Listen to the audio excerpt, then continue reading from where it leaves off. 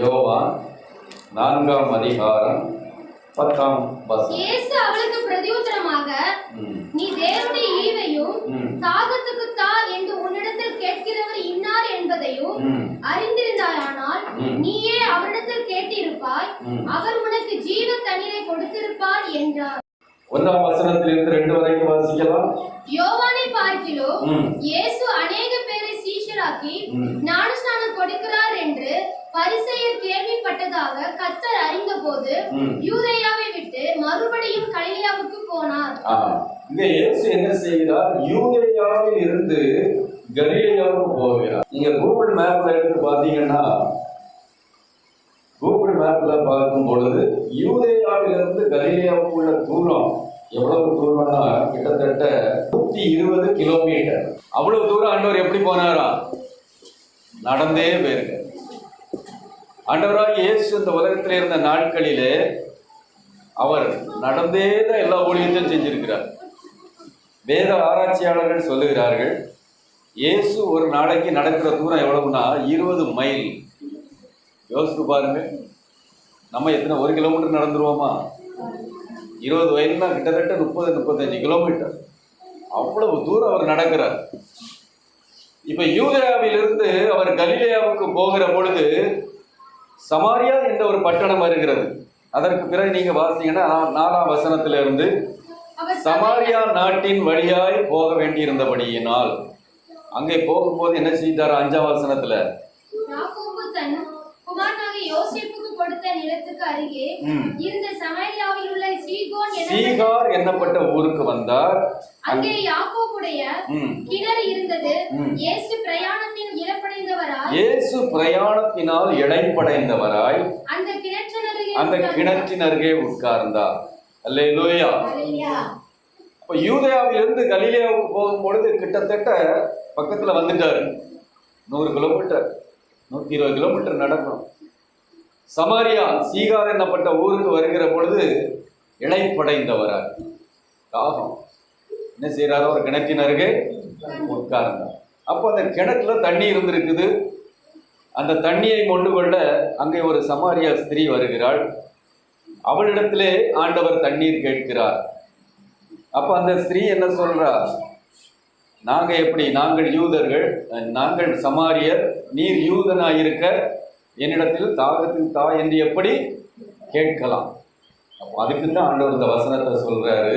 10ஆம் வசனம், இயேசு அவளுக்கு பிரதியுத்தரமாக, நீ தேவனுடைய ஈவையும் தாகத்துக்கு தா என்று உன்னிடத்தில் கேட்கிறவர் இன்னார் என்பதை அறிந்திருந்தாயானால் நீயே அவரிடத்தில் கேட்டிருப்பாய், அவர் உனக்கு ஜீவ தண்ணீரை தந்து இருப்பார். சமாரியா ஸ்திரீட தண்ணி கேட்கிற பொழுது, அவள் கொடுக்க மறுக்கிற பொழுது ஆண்டவர் சொல்லுகிறார், உனக்கு நான் தரப்போகிற தண்ணீர் என்ன தண்ணீர்? ஜீவ தண்ணீர். அப்ப அவளுக்கு அது புரியல. நம்ம எல்லாரும் வாசித்த சம்பவம் தான்.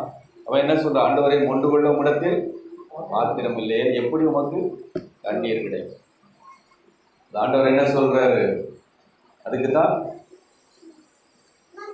இந்த தண்ணீரை குடிக்கிறவனுக்கு 13ஆம் வசனம், இந்த தண்ணீரை குடிக்கிறவனுக்கு மறுபடியும் தாகம் உண்டாகும். நான் கொடுக்கும் தண்ணீரை குடிக்கிறவனுக்கோ ஒரு காலம் தாகம் உண்டாகாது. நான் அவனுக்கு கொடுக்கும் தண்ணீர் அவனுக்குள்ளே நித்திய ஜீவகாரமாய் ஊறுகிற நீரூற்றாய் இருக்கும். அல்லேலூயா.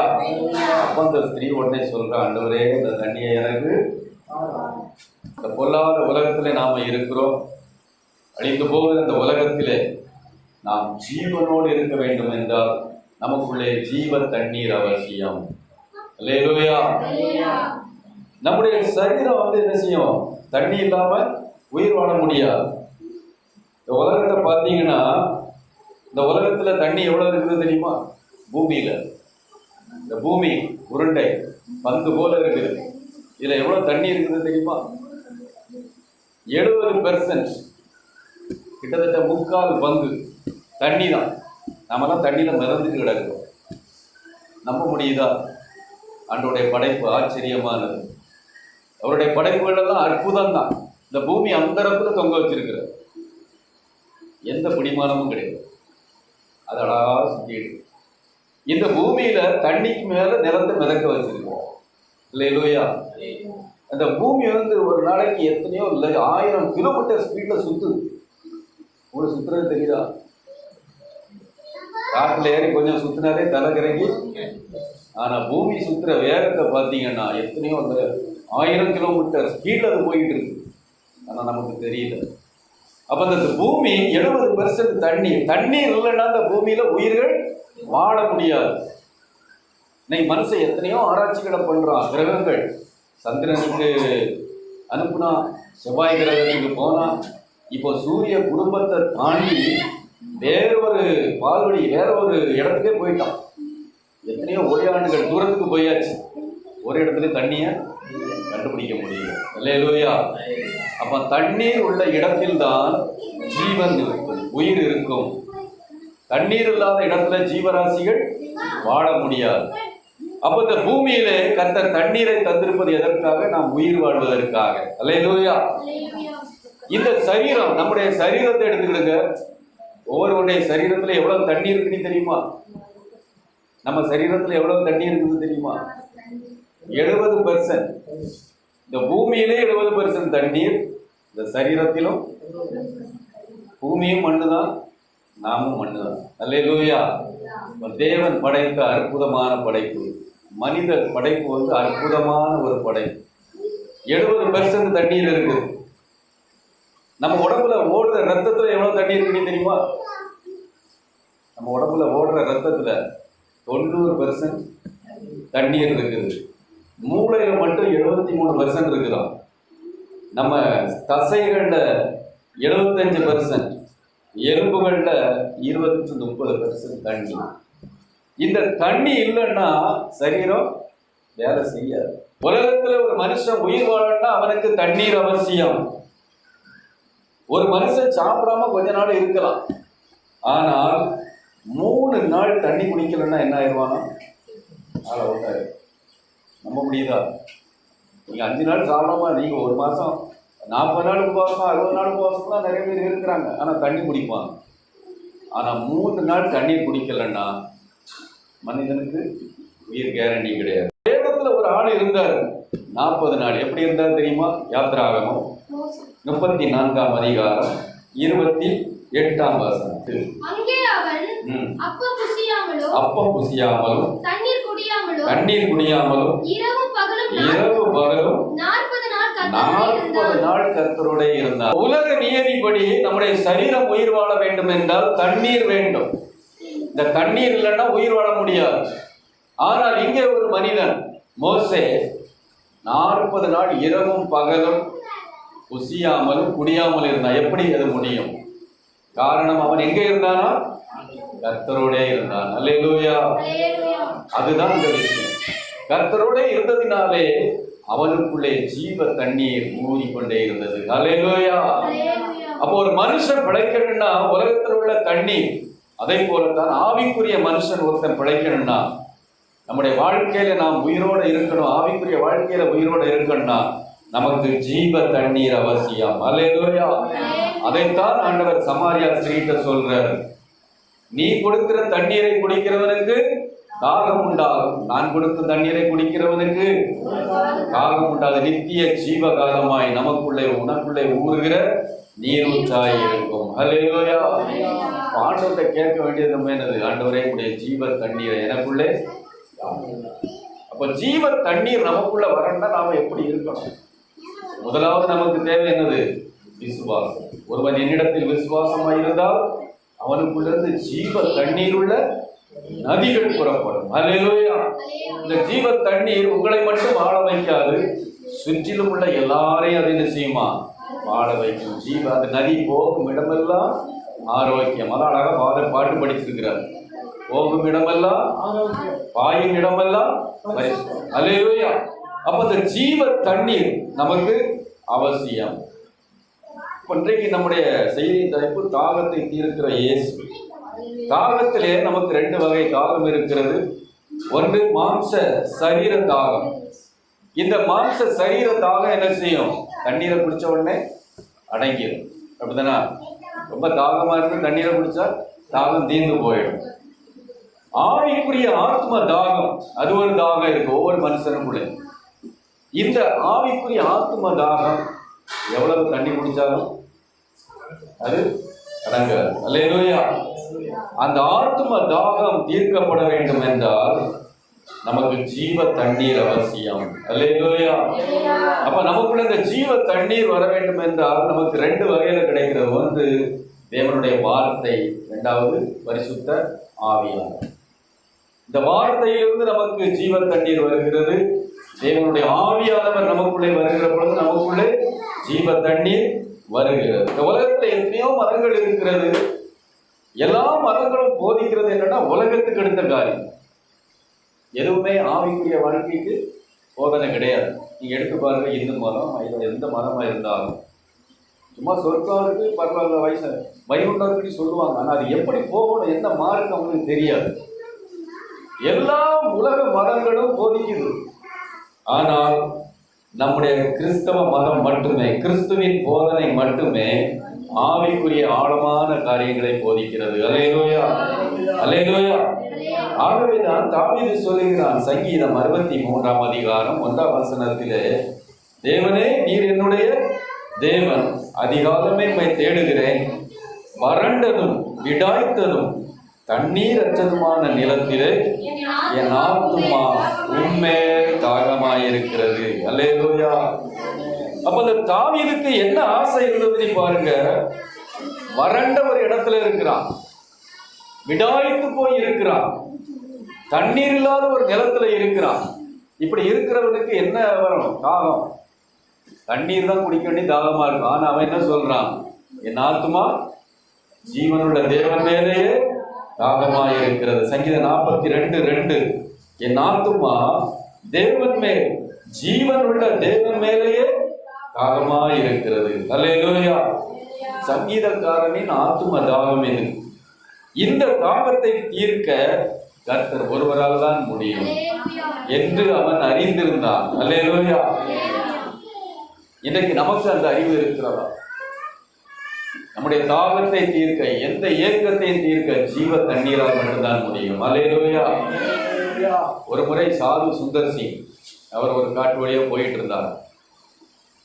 அவர் எப்பவுமே தனியாவே இருப்பார், ஜனங்களோட அதிகம் இல்லாம தனியா ஆண்டவரோட பேசிக்கிட்டு காட்டுக்குள்ளே தான் போவார். அப்படி ஒரு முறை ஒரு காட்டுக்குள்ளே போகிற பொழுது ஒரு இடத்துல இருந்து ஒரு ஆடு முனகல் சத்தம் கேட்டுச்சான். வலி தாங்காம ஒரு ஆடு முத்துற மாதிரி முனகல் சத்தம். என்ன சத்தம் கேட்குதுன்ட்டு அவர் அந்த பக்கம் போய் பார்த்தார். அங்க போகும்போது அங்கே ஒரு முனிவர், ஒரு சாது, ஒரு இந்து சாமியார், அவர் என்ன செய்தாரா, ஒரு படுக்கை இருந்ததா, அந்த படுக்கையில ஆணியை குத்தி வச்சுட்டு அதுக்கு மேல அவர் என்ன செய்தாரா, படுத்திருந்தார். படுத்து அது கொஞ்சம் கொஞ்சம் அசையும் போது, அது குத்தும் போது ஆணி வலிக்கும். அந்த சத்தம் தான் இவருக்கு கேட்டிருக்கு. உடனே இவர் போய், ஐயா நீங்க என்ன பண்ணிட்டு இருக்கீங்க, ஏன் இப்படி உங்களை வேதனைப்படுத்துறீங்கன்னு கேட்கும்போது அவர் சொன்னாராம், ஐயா நான் என்னுடைய ஆத்மாவில் தாகம் என்னால் தாங்க முடியல, கடவுளை தேடி தேடி பார்க்குறேன், என்னால் கண்டே பிடிக்க முடியல, என் மனசுல நிம்மதியே இல்லை, நான் என்னெல்லாமோ பண்ணி பார்த்துட்டேன், கடைசியில் இந்த வேதனைப்படுத்தியாவது எப்படியாவது என்னுடைய சமாதானத்தை நான் பெற்றுக்கொள்ளணும், தாகத்தை தீர்த்துக்கிடன்னு பார்க்குறேன்னு சொன்னார். அப்போ சாது சொன்னாரா, ஐயா உங்க சரீரத்தை வருத்துறதுனால உங்களுக்கு ஒரு பிரயோஜனம் கிடையாது, உங்களுக்கு இலவசமாய் ஜீவ தண்ணீரை தர ஒருவர் இருக்கிறார். அல்லேலூயா. இலவசமாய் கிருபையினாலே ரட்சிப்பை தர ஒருவர் இன்றைக்கு உயிரோடு இருக்கிறார். அவர்தான் இயேசு கிறிஸ்து. நீங்கள் அவரை ஏற்றுக்கொண்டால் உங்கள் தாகம் தீர்க்கப்படும் என்று சொன்ன உடனே அவர் அப்படியே கீழ்ப்படிந்து ஏற்றுக்கொண்டார். அவரை ரட்சிப்புக்குள்ளாய் நடத்தி இயேசுவின் அன்பை அறிய செய்தார். அல்லேலூயா. இந்த உலகத்துல பிறந்த ஒவ்வொரு மனுஷ ஆத்மாவிலையும் தாகம் இருக்குது. அது இளைப்பாறுதலை தேடுகிறது, அது சமாதானம் அடைய நாடுகிறது. எல்லா மனுஷனுக்குள்ளேயும் ஒரு ஏக்கம் தாகம் இருக்கதான் செய்யும். அதைத்தான் ஆண்டவர் அதனாலதான் சொன்னார். மத்தேயு 11ஆம் அதிகாரம் 28ஆம் வசனத்திலே ஆண்டவர் சொன்னார், வருத்தப்பட்டு பாரம் சுமக்கிறவர்களே நீங்கள் எல்லாரும் என்னிடத்தில் வாருங்கள், நான் உங்களுக்கு இளைப்பாறுதல் தருவேன். எந்த ஒரு மனுஷன் தாகத்தினாலே, வேதனையினாலே, வருத்தத்தினாலே இருக்கிறானோ, யார் ஒருவர் சமாதானத்தை இளைப்பாறுதலை தேடுகிறார்களோ அவர்களுக்கு சமாதானத்தை கொடுக்க ஒரே வல்லமையுள்ள தேவன் கர்த்தராகிய இயேசு. தாகத்தை தீர்க்க, ஆத்தும தாகத்தை தீர்க்க ஜீவ தண்ணீராகிய இயேசுவால் மாத்திரமே முடியும். அல்லேலூயா. அப்போ ஒவ்வொரு மனுஷனுக்குள்ளேயும் கர்த்தர் ஆத்மாவை உண்டு பண்ணி வைத்திருக்கிறார். இந்த சரீரம் வாழ எப்படி தண்ணீர் அவசியமோ அதே போல இந்த ஆத்மா வாழ அதற்கு ஜீவ தண்ணீர் அவசியம். செடியானது கொடியில நிலைச்சிருக்கணும். எதுக்கு? அதுக்கு தண்ணி கிடைக்கணும். வேறானது பூமியில நிலைச்சிருக்கணும். ஏன்னா அதுக்கு வேருக்கும் சாருக்கும் என்ன? சாறு கிடைக்கணும். அதே போலத்தான் நம்முடைய ஆத்மா உயிர் வாழ வேண்டும் என்றால் நமக்கு ஜீவ தண்ணீர் வேண்டும். அல்லேலூயா. அப்ப நம்முடைய இந்த ஆத்மாவுக்குள்ள எப்படி, ஏன் தாகம் வருகிறது, எப்படி அந்த தாகம் வந்தது, இதை நாம் பார்க்க போகிறோம். ஆதியாகமம் 2ஆம் அதிகாரம் 7ஆம் வசனம். ஆதியாகமம் 2ஆம் அதிகாரம். தேவனாகிய கர்த்தர் மனுஷனை பூமியின் மண்ணினாலே உருவாக்கி ஜீவ சுவாசத்தை அவன் நாசிலே ஊதினார். மனுஷன் ஜீவ ஆத்துமாவானான். ஆமென். கர்த்தராகிய தேவன் பூமியிலே மனுஷனை படைக்கிற பொழுது அவன் நாசிலே என்ன ஊதினாரா? ஜீவ சுவாசத்தை ஊதினார். அவன் ஜீவாத்மாவானான். ஜீவாத்மானா என்னன்னா ஜீவன் பிளஸ் ஆத்மா. எப்போ மனிதன் பாவம் செய்தானோ அவன் தன் ஜீவனை இழந்து போனான். நித்திய ஜீவனை இழந்து போனான். அவன் ஆத்மாவில் என்ன ஆயிட்டு? பாவம் வந்தது. அந்த ஆத்மாவில் பாவம் வந்ததுனால வெறுமை அடைந்தான், நிம்மதி இழந்தான், ரட்சிப்பை இழந்தான், கிருபையை இழந்தான். அல்லேலூயா. இன்னைக்கு இந்த உலகத்துல பிறக்கிற ஒவ்வொரு மனுஷனும், ஒவ்வொரு குழந்தை எதுவா இருந்தாலும் இந்த வெறுமையோடு தான் அது பிறகு. எந்த ஒரு மனுஷன் இந்த உலகத்துல பிறந்தாலும் ஆத்மாவில நிறைவு இருக்காது. ஏன்னா அது பாவம் செய்த ஆதி மனிதனாலே அந்த ஆத்மாவில் உள்ள அந்த சமாதானம் போதனாலே ஆத்மா தாகம் அடைந்துதான் இருக்கும் எல்லா மனுஷனுக்குள்ளே. அதை தான் சங்கீதம் 51:5 தாவீது சொல்லுகிறான், இதோ நான் துர்க்குணத்தில் உருவானேன், என் தாய் என்னை பாவத்தில். பிறக்கும் போதே மனிதன் பாவத்தோடு பிறக்கிறான். ஆகவே அவனுடைய ஆத்மாவில் என்ன இல்லை? இளைப்பாறுதல் இல்லை. அப்ப ரட்சிக்கப்படாத தேவனை அறியாத ஒவ்வொரு ஆத்மாவிலும் ஒரு தேடல் இருக்கும். உள்ளத்தின் ஆழத்தில் ஒரு ஏக்கம் இருக்கும். நீங்க யோசித்து பாருங்க. நீங்க ரட்சிக்கப்படுவதற்கு முன்பாக நம்முடைய வாழ்க்கையில யோசித்து பார்த்தோம்னா இந்த ஆத்மாவில் ஒரு ஏக்கம், சில நேரம் சோக ராகம். அதனாலதான் பழைய காலத்துல நாங்கள் சினிமா பாட்டு கேட்போம். ரட்சிக்கப்படாத முன்னாடி ஒரு மாதிரி சோகமா இருக்கும், எதையோ இழந்து போனது போல. உடனே அந்த சினிமா பாட்டை கேட்டு இப்பவும் பாருங்க, எல்லாம் காதில் இல்லாம ஒண்ணு கூட பார்க்க முடியும். எல்லாம் காதில் கழுத்துல மாட்டி பாட்டு கேட்டுக்கிட்டே போகுது. ஏன்னா அது உள்ள என்ன இருக்கு? சோகம், ஏக்கம், தாகம், எதையோ ஒன்றை தேடல். அந்த நிம்மதியை இழந்த உடனே இது ஒன்றை தேடுகிறது. அதுதான் அந்த ஆத்மாவில் காணப்படுகிற வெறுமை. இந்த வெறுமை நிரப்பப்பட வேண்டும் என்றால் 2 பேர் அதை நிரப்ப முடியும். யாரெல்லாம்? ஒண்ணு கர்த்தர், இன்னொன்னு. அப்ப நம்முடைய வாழ்க்கை, நம்முடைய சரீரத்துக்குள்ளே இருக்கிற அந்த ஆத்மாவிலே காணப்படுகிற அந்த தாகம் 2 பேரால் தீர்க்க முடியும். ஒன்று கர்த்தரால் தீர்க்க முடியும், இன்னொன்று பிசாசாலையும் தீர்க்க முடியும், நிரப்ப முடியும். இப்ப பாருங்க, தாவீதை கர்த்தர் தன்னுடைய பரிசுத்தாவியினால் நிரப்பியிருந்தார், ஜீவ தண்ணீரினால் நிரப்பியிருந்தார். ஆனால் அவன் பத்சேபாளுடைய பாவம் செய்த உடனே என்ன ஆயிட்டு?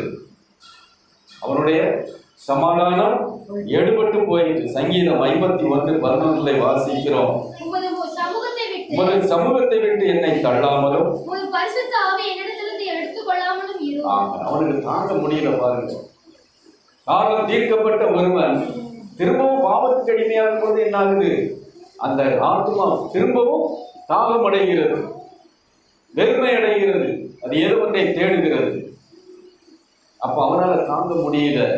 அவன் என்ன செய்யறான்? ஆண்டோடைய சமூகத்தை விடுத்து அழுகிறான், ஆண்டவரே நம்முடைய சமூகத்தை விட்டு என்னை தள்ளிவிடாதையும், பரிசுத்தாவே என்ன விட்டு. நம்முடைய வாழ்க்கையில ரொம்ப கவனமா இருக்கணும். ரட்சிக்கப்பட்ட தேவனுடைய பிள்ளைகள் எந்த காரணத்தை கொண்டும் நமக்குள்ள இருக்கிற இந்த சமாதானம் எடுபட்டு போக விடக்கூடாது. அல்லேலூயா. நமக்குள்ள இருக்கிற பரிசுத்த ஆவியான நம்மை விட்டு போயிடக்கூடாது. அவருடைய சமூகத்துல நாம வருவதை விட்டு விடக்கூடாது.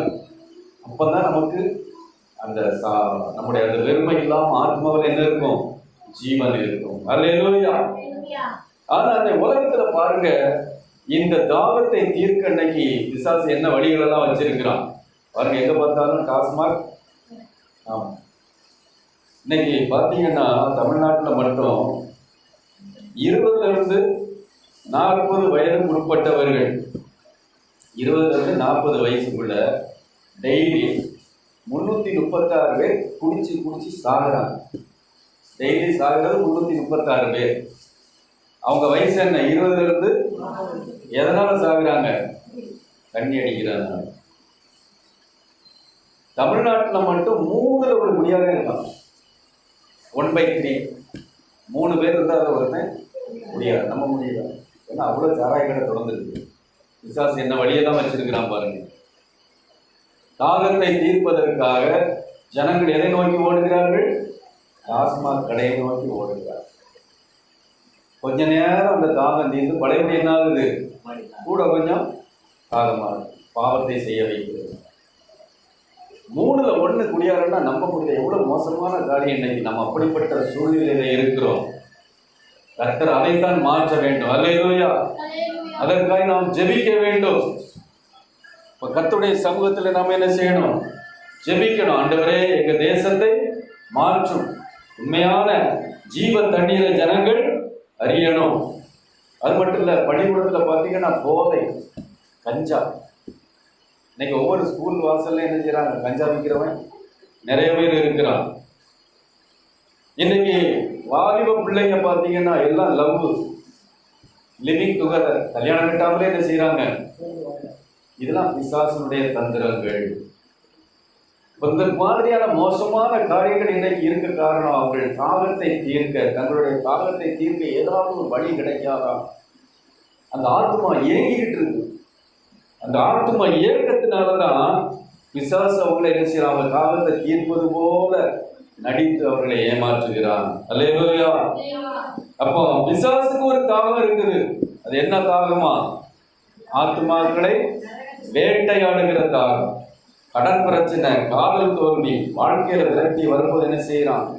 குடிக்க வச்சு அவங்கள கொண்டு தன்னுடைய தாகத்தை தீர்க்கிறான். இன்னைக்கு கல்லூரி பாருங்க, டெய்லி நியூஸ் பேப்பர்ல பார்க்கிறோம், என்னெல்லாமோ நடக்குது. திடீர்னு ஓடி போயிடுறாங்க, போய் வெற்றி கொன்றுதான். கல்யாணம் பண்ணிக்கிறாங்க, மறுநாடு விஷம் குடிச்சு செத்துறாங்க. பிசாசு இப்படிப்பட்ட காரியங்களை செய்கிறான். காரணம் என்ன? அவர்கள் தங்கள் சரீரத்தை கெடுத்து சாத்தானுடைய தாகத்தை தீர்ப்பதினால் கர்த்தர் அவர்களை என்ன செய்தாராம்? ஒப்பு கொடுக்கிறார். அல்லேலூயா. நீதிமொழிகள் 6:2 சொல்லுகிறது, விபச்சாரியானவள் அருமையான உயிரை வேட்டையாடுகிறார். இன்னைக்கு விபச்சாரம் அழிச்சு போய் கிடக்குது. தண்ணீரை போல பாவத்தை குடிக்கிறார்கள். ஏன் அப்ப அப்படிப்பட்ட காரியத்தை செய்யும்போது பிசாசு என்ன செய்யறான்? அவர்கள் உயிரை வேட்டையாடுகிறான். அதனாலதான் ஆண்டவர் சொன்னார். 1 கொரிந்தியர் 3:17 வாசிக்கிறோம், ஒருவன் தேவனுடைய ஆலயத்தை கெடுத்தால் அவனை தேவன் கெடுப்பார். தேவனுடைய ஆலயம் பரிசுத்தமாயிருக்கிறது, நீங்களே அந்த ஆலயம். நமக்குள்ளே அந்த ஜீவ தண்ணீர் இருக்க வேண்டும் என்றால் நம்முடைய சரீரத்தை நாம் பரிசுத்த ஆலயமாய் காப்பாற்ற வேண்டும். அல்லேலூயா. பரிசுத்தமா இல்லைன்னா பிசாசு என்ன செய்வான்? நம்ம தாகத்தை தீர்க்க உள்ள வந்துருவான். இச்சைகளுக்கும் போதைகளுக்கும் குடிக்கும் அடிமையாக்கி வேட்டையாடிடுவான் ஆத்மாவை. அதான் 1 பேதுரு 5:8 வாசிக்கிறோம். பேதுரு சொல்லுகிறார், தெளிந்த புத்தியுள்ளவர்களாக இருங்கள், விழித்திருங்கள், ஏனெனில்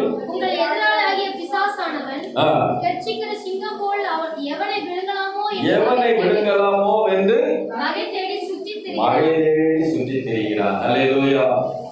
இன்னைக்கு உலகத்துல பிசாசு அப்படிதான் அலையலாம். இன்னைக்கு நாம் தேவனுடைய ஜனங்களாய் இருப்பதினாலே நாம் அதை அறிந்திருக்கிறோம். அல்லேலூயா. அதற்காக நாம் கர்த்தருக்கு நன்றியுள்ளவர்களாக இருக்க வேண்டும். இதை அறியாத ஜனங்கள் என்ன செய்யறாங்க? பிசாசுடைய கண்ணியில விழுந்து தங்கள் வாழ்க்கையை அழித்துக் கொள்ளுகிறார்கள். மத்தேயு 12ஆம் அதிகாரம் 43ஆம் வசனத்திலே வாசிக்கிறோம். அசுத்த ஆவி என்ன செய்யுமா?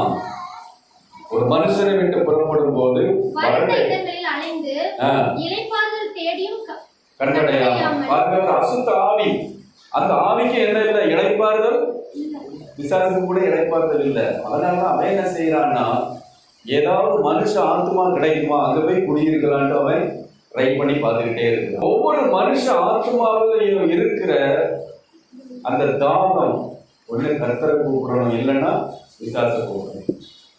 இப்ப பிசாசு வந்துட்டான்னா அவன் என்ன செய்வான்? உள்ள பெர்மனண்டா உட்கார்ந்துருவான். நம்முடைய ஆசீர்வாதங்களை எல்லாம் திருடிக்கிட்டே இருப்பான். நம்ம வீட்டுக்குள்ள திருடனை கொண்டு உட்கார வச்ச பாருங்க. வரதெல்லாம் நிறைய பேர் சொல்லுவாங்க, வீட்டுல எவ்வளவோ சம்பாதிக்கிறேன், எவ்வளவோ வருமானம் வருது, எப்படி வெளியே போகுதுன்னே தெரியல. எப்படி போகுது? உள்ள ஒரு ஆடு இருந்து திருடிக்கிட்டே இருக்காரு. அல்லேலூயா. சரீரத்துக்கு ஆரோக்கியமே இல்லை, பலவீனமா இருக்கு எப்பவும். ஏன்? ஏதோ ஒரு அசுத்த ஆவியின் கிரியை. அல்லேலூயா. அப்ப அந்த காரியங்களை அறிந்து நாம் ஜெபிக்கிற பொழுது கர்த்தர் நமக்கு விடுதலை தருகிறவராய் இருக்கிறார். அல்லேலூயா, அல்லேலூயா. அதைத்தான் ஏசாயா 55ஆம் அதிகாரம் 1ஆம் வசனத்திலே வாசிக்கிறோம். தாகமாய் இருக்கிறவர்களே, நீங்கள் எல்லாரும் தண்ணீர் அண்டைக்கு வாருங்கள். பணம் இல்லாதவர்களே, நீங்கள் வந்து வாங்கி சாப்பிடுங்கள்.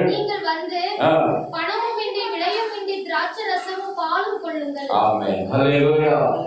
அப்ப இந்த உலகத்தில் பிறந்த ஒரு மனுஷனை கர்த்தர் அழைக்கிறார். தாகமாய் இருக்கிறவர்களே என்னிடத்தில். அதைத்தான் ஆண்டவர் சொன்னார். முதல்ல நம்ம வாசித்த வசனம், ஒரு வசனத்தை வாசனம்.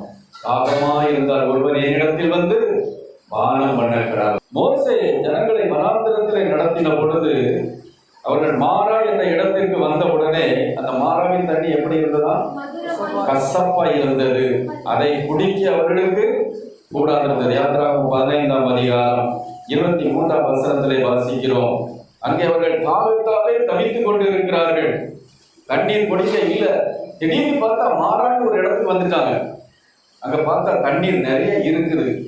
ஜனங்கள் எல்லாரும் ஆவலோட ஓடி போய் அந்த தண்ணீரை குடிக்கலான்னு பார்த்தா அந்த தண்ணி எப்படி இருந்ததா? கசப்பா இருந்தது. வாயில வைக்க முடியல. ஜனங்கள் எல்லாம் என்ன செஞ்சாங்களாம்? முறுமுறுத்தார்கள். அவர் மோசே என்ன செய்யறான்? கர்த்தரை நோக்கி கூப்பிட்டான். யாத்திராகமம் 15:25. மோசே கர்த்தரை நோக்கி கூப்பிட்டான். அப்பொழுது கர்த்தர் மோசேக்கு ஒரு மரத்தை காண்பித்தார். அதை அவன் தண்ணீரில் போட்ட உடனே அது மதுரமான தண்ணீராயிற்று. அல்லேலூயா. அப்ப கசப்பான அந்த தண்ணீரை மதுரமாக மாற்ற என்ன செய்தான்? ஒரு மரத்தை போட்டான். அல்லேலூயா. நம்முடைய வாழ்க்கை கசந்து போய் இருக்கிற பொழுது, கல்வாரி மரத்தை நோக்கி பார்க்கிற பொழுது நம்முடைய வாழ்க்கையை கர்த்தர் மதுரமாய் மாற்ற வல்லவராய் இருக்கிறார். அல்லேலூயா. இந்த சரீரம் உயிர் வாழ ஒவ்வொரு நாளும் நம்ம தண்ணி குடிக்கிற மாதிரி ஆண்டவர் என்ன சொல்றார்? உன்னுடைய ஆவி ஆத்மா பிழைக்கணுமா? ஒவ்வொரு நாளும் என்னை பானம் பண்ணணும். அல்லேலூயா. ஒவ்வொரு நாளும் ஆண்டவர் நம்ம என்ன செய்யணுமா? அவர்கிட்ட போய் பானம் பண்ணணும், குடிக்கணும். இந்த ஜீவ தண்ணீர் நமக்குள்ள இருக்கணும். அல்லேலூயா. அந்த ஜீவ தண்ணீர் வற்ற விட்டுறக்கூடாது. அதான் யோவான் 6ஆம் அதிகாரம் 55ஆம் வசனத்திலே கர்த்தர் சொல்லுகிறார். யோவான் 6:55. என் மாம்சம் மெய்யான போஜனமாயிருக்கிறது, என் ரத்தம் மெய்யான பானமாயிருக்கிறது. என் ரத்தம் மெய்யான பானமாயிருக்கிறது. அந்த பண்டிகை நாள்ல ஆண்டவர் என்ன சொல்றாரு? ஒருவன் தாகமாயிருந்தால் என்னிடத்தில் வந்து பானம் பண்ண கடவுள்னு சொல்றாரு. அப்புறம் சொல்றாரு, நானே ஜீவ அப்போன்னு சொல்றாரு. என்னை புசிக்கணும், என் மாம்சத்தை புசித்து என் ரத்தத்தை பானம் பண்ணுகிறவனுக்கு நித்திய ஜீவன் உண்டு. இப்ப நம்ம வந்து வெளியே போய் நின்றுட்டு ரோட்ல நின்று என் மாம்சத்தை புசிச்சு என் ரத்தத்தை குடிச்ச உனக்கு ஜீவன் கிடைக்குன்னா உலகத்துக்காரன் என்ன சொல்லுவான்? வைத்தியக்காரன் சொல்லுவோம். அப்படிதானா? இப்ப ஆண்டவர் அதுதான் செய்கிறார். நிறைய நேரங்கள்ல ஆண்டவர் செய்யற கிரியைகளை பார்த்தால் வித்தியாசமா இருக்கும். உலகத்துக்கு அது வைத்தியமா இருக்கும், ஆனால் தேவனுடைய பிள்ளைகளுக்கு ஆசீர்வாதமா இருக்கும். நாம் அறியாத வழியிலே நம்ம நடத்துகிறவர். நமக்கு நாம எங்க போறோம்னு நமக்கு தெரியாது. நாம் அறியாத நபர் ஒருவர் நம்முடைய இருந்து நம்மை நடத்துவார். அல்லேலூயா. நம்ம வாழ்க்கையில சில காரியங்கள் செய்வது வித்தியாசமா இருக்கும். ஏன் இதெல்லாம் அனுமதிக்கிறார்? ஏன் இப்படி நடக்குது? அது ஒரு நன்மைக்காக அவர் செய்வார். அல்லேலூயா. அல்லேலூயா. அப்போ என் மாம்சத்தை புசித்து ரத்தத்தை குடிக்கிறவனுக்கு ஜீவன் உண்டு நீ சொல்லுகிற பொழுது அங்கே இருந்த யூதர்கள் என்ன சொன்னாங்க பாருங்க. யோவான் 5ஆம் அதிகாரம் 6ஆம் அதிகாரம் யோவான் 6ஆம் அதிகாரம் 52ஆம் வசனத்துல அப்பொழுது யூதர்கள் இவன் தன்னுடைய மாம்சத்தை எப்படி நமக்கு புசிக்க கொடுப்பான் என்று தங்களுக்குள்ளே வாக்குவாதம் பண்ணினார்கள். அவங்களுக்குள்ளே பிரச்சனை ஆயிடுச்சு. இவன் என்னப்பா பைத்தியக்கார மாதிரி பேசிக்கிட்டு இருக்கான், இவன் மாம்சத்தை நமக்கு புசிக்க கொடுப்பான், இது எப்படி சாத்தியம்? அவன் ஒரு லூஸ், அவரை போய் நீங்க ஏன் நம்புறீங்கன்னு யூதர்கள் அவங்களுக்குள்ளே வாக்குவாதம். இதைத்தான் சமாரியா ஸ்திரீன்னு ஆண்டவர் சொல்றார். நீ தாவத்துக்கு தான் என்று கேட்கிறவர் யார் என்று அறிந்தால் அவர் உனக்கு தருவார், அவர் உனக்கு என்ன தருவார்? ஜீவ தண்ணீரை தருவார். அதை குடிக்கிறவனுக்கு ஒரு நாளும். அப்ப அவளுக்கு அது புரியல. அவ என்ன செய்தார்? அவ தாழ்மையா கேட்கிறார். அவ என்ன கேட்டா? ஆண்டவரே உங்கள்கிட்ட பாத்திரம் இல்லையே. அவளுக்கு இந்த ஜீவ தண்ணீர் புரியல. பாத்திரம் இல்லையே, முண்டு கொள்ள பாத்திரம் இல்லையே, உனக்கு எப்படி தண்ணி கிடைக்கும், எனக்கு எப்படி தருவீர்? அவள் தாழ்த்தி கேட்கிற பொழுதுதான் ஆண்டவர் சொல்கிறார் ஜீவ தண்ணீர். அல்லேலூயா. அவள் தன்னை தாழ்த்தின பொழுது அவளுக்கு ஜீவ தண்ணீராகிய ரட்சிப்பை கொடுத்தார். ஆனால் இந்த யூதர்கள் என்ன செய்யறாங்க? இவன் பைத்தியக்காரன், இவன் பைத்தியக்காரன், ஏதோ புறப்புறா விடுங்க. பெருமையாய் மேட்டிமையாய் பேசினதுனாலே அந்த ரட்சிப்பு அவர்களுக்கு கிடைக்காமல் போயிடுச்சு. அல்லேலூயா. அதைத்தான் பாருங்க. யோவான் 10ஆம் அதிகாரம் 20ஆம் வசனத்துல அவர்கள் என்ன சொல்லுகிறார்கள்? அவர்களில் அநேகர் இவன் பிசாசு பிடித்தவன், பைத்தியக்காரன், ஏன் இவனுக்கு செவி கொடுக்கிறீர்கள்? அவளுக்கு புரியல. ஒரு சமாரியா ஸ்திரீக்கு புரிஞ்சது அத்தனை ஆகமங்களையும் நியாயப்பிரமாணங்களையும் படித்த அந்த பரிசேயருக்கும் யூதருக்கும் புரியல. இன்றைக்கு நமக்கு ஆண்டவர் புரிய வைத்திருக்கிறார். அல்லேலூயா. இது அவருடைய கிருபை. இந்த கிருபையை ஒரு நாளும் இழந்து போயிடக்கூடாது. அல்லேலூயா. அப்ப நம்முடைய தாகத்தை தீர்க்கவே இயேசு இந்த உலகத்திலே வந்தார். மாம்ச தாகத்தை அல்ல, ஆத்ம தாகத்தை தீர்க்க வந்தார். அல்லேலூயா. இன்றைக்கு இந்த உலகம் என்ன செய்யுது தெரியுமா? ஆண்டவர் இயேசுவை வச்சு ஆத்ம தாகத்தை தீர்த்து கொள்ளாமல் மாம்ச தாகத்தை தீர்க்க முயற்சிக்கிறது. இன்னைக்கு கிறிஸ்தவ உலகம் அதான் செய்யுது. சரீர தாகத்தை தீர்க்க இயேசுவை பயன்படுத்துகிறார்கள். அவனுக்கு நல்ல வசதி வாய்ப்பு வேணும், செல்வம் வேணும், பணம் சம்பாதிக்கணும். இது சரீர தாகத்தை தீர்க்கக்கூடிய காரியம். ஆனால் ஆண்டவர் இயேசு நம்முடைய ஆத்ம தாகத்தை தீர்க்க. அல்லேலூயா. அப்போ நம்முடைய ஆத்ம தாகம் தீர்க்கப்பட்டு ஜீவ தண்ணீர் நமக்குள்ளே ஓடிக்கொண்டிருந்தால் இந்த உலகத்துல நமக்கு தேவையான எல்லாம் ஆட்டோமேட்டிக்கா தன்னாலே வரும். அல்லேலூயா. அல்லேலூயா. தேவன் முதலாவது என்ன செய்ய? தேவனுடைய ராஜ்யத்தையும் இதெல்லாம். ஆனால் இன்றைக்கு ஒரு கூட்டம் என்ன செய்யுது? சரீர தாகத்தை தீர்ப்பதற்காக இயேசுவை பயன்படுத்தி கொண்டு இருக்கிறார்கள். அப்படி இருக்கக்கூடாது. அல்லேலூயா. அப்ப அன்னைக்கு ஒரு கூட்டம் தான் சொல்லுச்சு, இயேசுவை பைத்தியம்னு சொன்னாங்க. இன்றைக்கு நம்முடைய வாழ்க்கையில் கூட இயேசுவை ஏற்றுக்கொண்டு மற்றொரு முன்பாக சாட்சியாக இருக்கிற பொழுது, ஜெபிக்கிற பொழுது, தேவனுக்கு பிரியமாய் இருக்கிற பொழுது, சில சடங்காச்சாரங்களை பண்ணாமல் இருக்கிற பொழுது நம்மை சுற்றிலும் உள்ளவங்க என்ன சொல்லுவாங்க? பைத்தியம். அல்லேலூயா. அது ஒரு கூட்டம். நம்ம சொந்தக்காரர்களே இருப்பாங்க, யாரும் போவாங்க, நம்ம வீட்டுகளே இருப்பாங்க, பைத்தியம்னு சொல்லுவாங்க. அதுதான் 1 கொரிந்தியர் 1ஆம் அதிகாரம் 18ஆம் வசனத்திலே அழகாண்டவர் எழுதி வச்சிருக்கிறாரு. சிலுவையை பற்றிய உபதேசம் கெட்டு போகிறவர்களுக்கு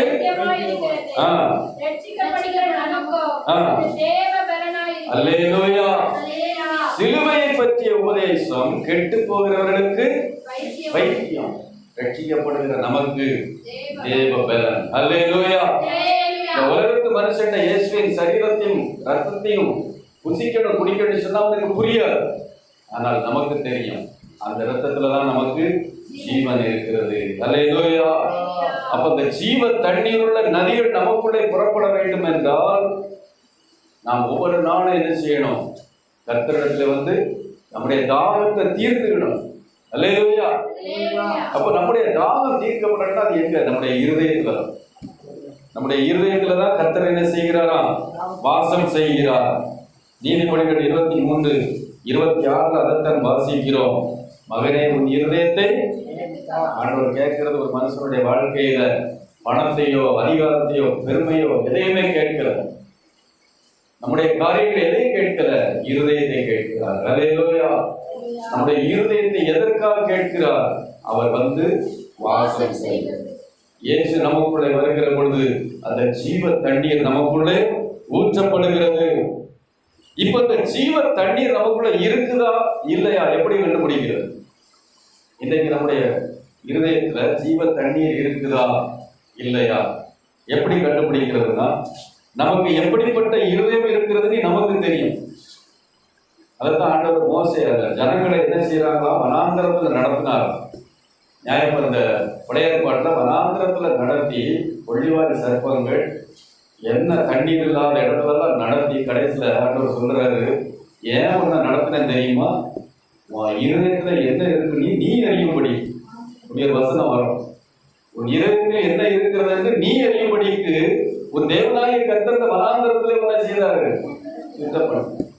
அப்ப நம்முடைய இருதயத்துல என்ன இருக்குன்னு நமக்கு தெரியும். நம்முடைய இருதயத்துல கசப்பு இருக்குதா? சிலருடைய இதயத்துல என்ன இருக்கும்? கசப்பு, வைராக்கியம் இருக்கும். யாரையும் என்ன செய்ய மாட்டாங்க, ஏற்றுக்கொள்ள மாட்டாங்க, மன்னிக்க மாட்டாங்க, கோபத்துல இருப்பான்.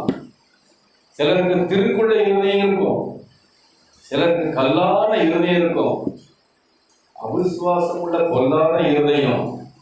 சிலருக்கு என்ன உதவி செய்தாலும் நன்றி கிட்ட இருக்கும். இந்த மாதிரியான இருதயம் இருந்தா உள்ள இருக்காது, ஜீவ தண்ணீர் நிற்காது. ஆண்டவர் ஊற்றுவார். ஜெபம் பண்ணும்போது சபைக்கு வரும்போது ஆண்டவர் ஊற்றுவார். ஆனால் அது என்ன செய்யாது? நிற்காது. அப்ப இருதயத்துல சுத்தம் உள்ளவர்கள் தான் வாழ்த்துவாங்க. அங்கதான் ஜீவன் உள்ள தேவன் உள்ள என்ன செய்வார்? வாசம் பண்ணுவார்.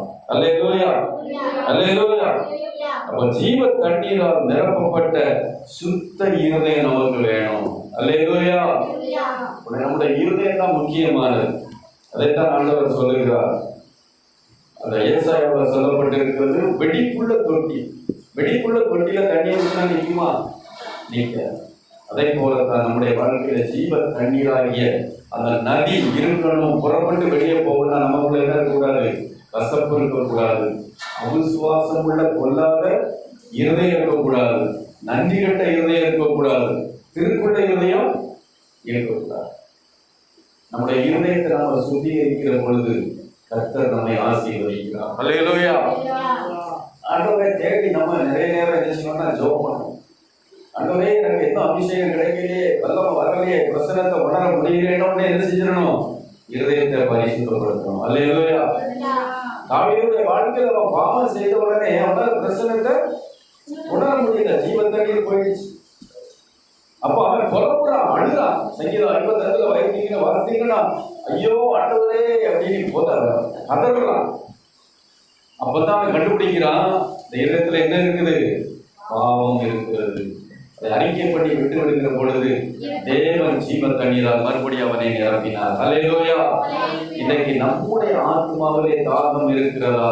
எப்பெல்லாம் தாகம் வருதோ சில நேரம் மனசுக்குள்ள என்ன செய்யும்? ஒரு ரொம்ப கஷ்டமா இருக்கும், சமாதானம் இழந்த நிலைமை இருக்கும். அதுதான் தாகம். அந்த தாகம் வரும்போது பிசாசு என்ன செய்வான்? போய் டிவியை பாரு, போய் செல்லுல போய் படத்தை பாரு, இல்ல ஃப்ரெண்ட்ஸ் கூட கொஞ்சம் சுத்தப்போ, இல்ல கொஞ்சம் போதை போடு, இதை சொல்லுவான். இது ஒரு ரட்சிக்கப்பட்ட மனுஷனுக்கும் உண்டு. நம்ம ரட்சிக்கப்பட்டுட்டோம், ஆண்டவர் உள்ள வந்துட்டாரு, என்ன பிசாசு வர முடியாது சொல்லவே எந்த நிமிஷத்துல என்ன ஆகலாம். ஆனால் நாம தான் கவனமா இருக்கணும். அல்லேலூயா. ஒரு எதிராளியாக பிசாசானவன் எப்படி இருக்கிறானா? சிங்கம் போல சுத்தி இருக்கிறதுனால எப்பெல்லாம் நமக்கு ஆத்மாவிலே தாகம் வருகிறதோ, ஒண்ணு வசனத்தை தேடி ஓடணும், இல்லைன்னா அவருடைய பாதத்தில் அமர்ந்து அவரை நோக்கி பார்க்கிறோம். அல்லேலூயா. அப்பொழுது அந்த மனதுக்கு நமக்கு அறிவு கட்டாத அந்த அன்பு, அந்த ஜீவ தண்ணீர் நம்முடைய இருதயத்தில் ஊற்றப்படுகிற பொழுது சமாதானத்தை நாம் பெற்றுக்கொள்வோம். அல்லேலூயா, அல்லேலூயா. அப்ப இன்னைக்கு நாம் செய்ய வேண்டியது நம்முடைய இருதயத்தை பரிசோதிக்க. ஒவ்வொரு நாளும் நம்முடைய இருதயத்தை பரிசோதித்து சுத்திகரித்து நாம் நடந்தோம் என்றால் நம்முடைய வாழ்க்கையில எல்லா ஆசீர்வாதங்களும் தானாகவே உண்டாகும். அல்லேலூயா. பயங்கரமா அப்படியே நிரம்பி ஜெபிச்சாலும் ஆசீர்வாதம் கிடைக்கிறது கிடையாது. ஆவி ஆத்மா சேவன் குற்றமின்றி இருந்தார். உனக்காக அவர் குற்றமற்ற ஆட்டுக்குட்டியாய் அடிக்கப்பட்டார். அல்லேலூயா. அந்த ரத்தத்தில் உள்ள வல்லமை, அந்த ரத்தத்தில் உள்ள ஐஸ்வர்யம், கனம் எல்லாம் நான் தேடி வரும். அல்லேலூயா. அதுதான் சத்தியம். அதை விட்டுட்டு அவர் நம்முடைய தாகத்தை, சரீர தாகத்தை தீர்க்க இயேசுவை நாம் ஒரு நாளும் பயன்படுத்தக்கூடாது. ஆண்டவருடைய தாகத்தை நாம் தீர்க்கிறவர்களாக இருக்க வேண்டும். நம்மை சுத்திகரித்து அவரை நமக்குள்ளே வாசம் பண்ண வைத்து அவரை துதித்து மகிமைப்படுத்துகிற பொழுது கர்த்தர் நம்முடைய வாழ்க்கையை ஆசீர்வதித்து உயர்த்துவார். அல்லேலூயா. அதனாலதான் நீங்க பாடணும், மனசார நல்லா துதிக்கணும், மகிழ்ச்சியோட துதிக்கணும், ஆசையோட துதிக்கணும். எத்தனை பேர் ஆயத்தமா இருக்கிறீங்க? அல்லேலூயா.